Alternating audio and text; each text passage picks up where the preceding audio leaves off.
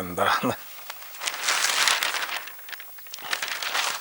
മനുഷ്യൻ പേപ്പർ വായിച്ചാൽ മനുഷ്യൻ്റെ വിഷമങ്ങളും കാര്യങ്ങളും ആന അടഞ്ഞു, ആന കുത്തി, അങ്ങോട്ട് ഓടിച്ചു. ഞാനിപ്പോൾ ചാലക്കുടിയിലൊരു കണ്ണമ്പഴ അമ്പലം എന്ന് പറഞ്ഞ ക്ഷേത്രത്തിൽ ഉത്സവം നടത്തി. ഉത്സവത്തിന് 5 ആന ഉണ്ടായിരുന്നു. എൻ്റെ ജീവിതത്തിലെ ഏറ്റവും വലിയ പേടിയാണ്. ഇന്നിപ്പോൾ പേപ്പറിലുണ്ട്, എന്നുണ്ട്.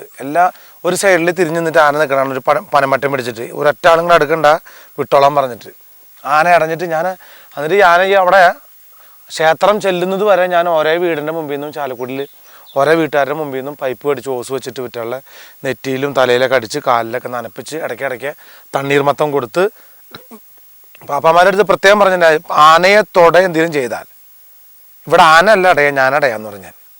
കാരണം ഇവരുടെ സമാധാനമായിട്ട് കൊണ്ടുപോകാൻ വേണ്ടിയിട്ടാണ്. ഇതിപ്പോൾ തന്നെ അതേ ഇന്നത്തെ പേപ്പറിലുണ്ട് ആന അടഞ്ഞ കാര്യങ്ങൾ. ഞാൻ ആലോചിക്കുക, ഒരു ആനപ്പാപ്പൻ്റെ അടുത്ത് ഇൻ്റർവ്യൂ ചോദിച്ചു, ചേട്ടൻ്റെ ഈ നെറ്റി എന്തെങ്ങനെ പൊട്ടിയിരിക്കണേ? അപ്പോൾ ആൾ പറഞ്ഞു, അതൊക്കെ തമാശ. അല്ല, എന്താ കാരണം? ഞാൻ ഈ ആനേനെ കൊണ്ട് അമ്പലത്തിൽ എഴുന്നള്ളിക്കാൻ പോകുമ്പോൾ ഞാൻ ഈ ആനയുടെ കാലിൻ്റെ അവിടെ തന്നെ കിടക്കുള്ളൂ. കാരണം ആനയ്ക്കൊരു ധൈര്യം ആയിക്കോട്ടെ, ആനയ്ക്ക് ധൈര്യം ആയിക്കോട്ടെ എന്ന് വിചാരിച്ചിട്ട് പുള്ളി ഞാൻ ഈ കാലിൻ്റെ സൈഡിൽ ഇങ്ങനെ ഇരിക്കും. 1-2 ഞാൻ അടിക്കും, ഇതിലായിക്കോട്ടെ. അപ്പം ഇങ്ങനെ ഒരു ദിവസം ഞാൻ ഈ ആനയുടെ കാലിൻ്റെ സൈഡിൽ ഇങ്ങനെ ഇരിക്കുമ്പോൾ ഉറങ്ങിപ്പോയി. എഴുന്നള്ളിപ്പല്ലേ, ഉറങ്ങിപ്പോയി. ഞാൻ അങ്ങനെ ആനയുടെ കാലിൻ്റെ അവിടെ വീണു കഴിഞ്ഞപ്പോൾ അവിടെ മൊത്തം ഈ പൊടിമണ്ണാണ്. ഈ പൊടിമണ്ണിൽ കിടന്ന് ഞാൻ അങ്ങോട്ടും ഇങ്ങോട്ടും ഉരുണ്ടും മറിഞ്ഞും തിരിഞ്ഞും മറിഞ്ഞും കിടന്നപ്പോൾ ആന കണ്ടു എൻ്റെ ദേഹത്ത് മൊത്തം പൊടി. എൻ്റെ ദേഹത്ത് പൊടിയായത് എൻ്റെ കുട്ടികൃഷ്ണന് ഇഷ്ടമായിട്ടില്ലെന്നേ. അങ്ങനെ എന്ത് ചെയ്തു, ആന പൊടി കളയാൻ വേണ്ടിയിട്ട് എൻ്റെ കാലിൽ ഇങ്ങനെ ചുരുട്ടി പിടിച്ചിട്ട് അവിടെ അവിടെ അങ്ങനെ മറ്റേ നാളികേരം ഉടയ്ക്കണ കല്ലുണ്ട്, ആ കല്ലുമ്മ ഒരു 3 കൊട്ട്,